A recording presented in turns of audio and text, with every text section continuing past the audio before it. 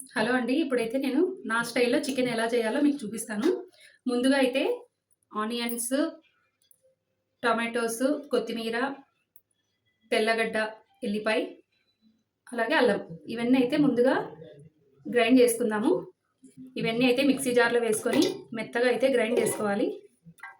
మామూలు తర్వాత చికెన్ ఎలా చేయాలో చూద్దాం. ఇదిగోండి మసాలా అయితే రెడీ అయిపోయింది. ఇప్పుడైతే కళాయి పెట్టుకొని ఆయిల్ అయితే వేడెక్కింది.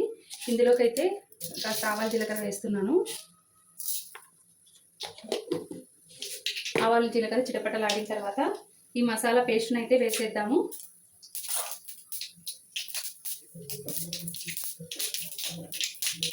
మసాలా అనేది ఆయిల్లో బాగా వేగాలి. అప్పుడైతే పచ్చివాసన అనేది పోతుంది.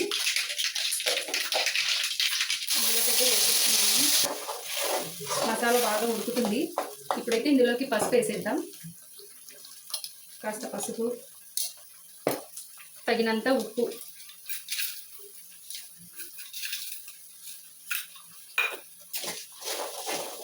తర్వాత కారం ఇవన్నీ వేసుకొని ఇదైతే బాగా ఉడకాలి.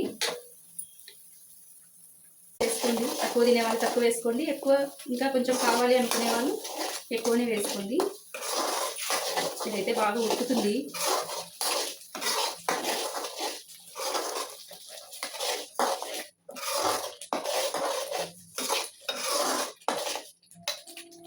ఇందులోకి అయితే కాస్త ధనియాల పొడి వేసుకున్నాము.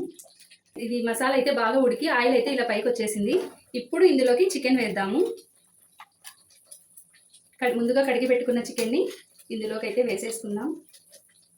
ఇలా వేయడం వల్ల ముక్కలకి ఈ చికెన్ ఉప్పు, కారం, మసాలా అంతా బాగా పడుతుంది. కాబట్టి చికెన్ అయితే చాలా రుచిగా ఉంటుంది. ఇప్పుడైతే చికెన్ మసాలా అయితే వేసుకుందాము.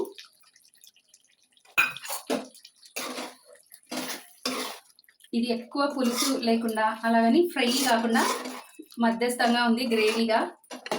ఎక్కువ నీళ్ళు వేసి పులుసు పెట్టకుండా ఇలా మసాలాలో గనక చికెన్ వేస్తే చికెన్ ముక్కలు అనేవి బాగా ఉడుకుతాయి, టేస్టీగా వస్తాయి. మిరియాల పొడి ఎక్కువ వేయకుండా కొంచెమే వేసుకోవాలి, లేదంటే ఎక్కువ ఘాటు వచ్చేస్తుంది. ఇంకా లాస్ట్ ఫినిషింగ్ టచ్లో ఏం వేయాలో చెప్తాను మీకు. చూడండి, చికెన్ అయితే చాలా బాగా ఉడికి ఆయిల్ అయితే ఇలా పైకి రావాలి. ఆయిల్ అయితే ఇలా పైకి వస్తే కనుక చికెన్ చాలా టేస్టీగా ఉంటుంది. మీకు చివరలో ఒకటి చూపిస్తా, ఇంకొకటి వేయాలి అన్నాను కదా, అది ఇదే లెమన్. నిమ్మకాయ కనుక మనం చికెన్లో కనుక వేసుకున్నట్లయితే టేస్టింగ్గా ఎక్స్ట్రా యాడ్ అవుతుంది. కావాలంటే మీరు కూడా ట్రై చేయండి. Thanks for watching.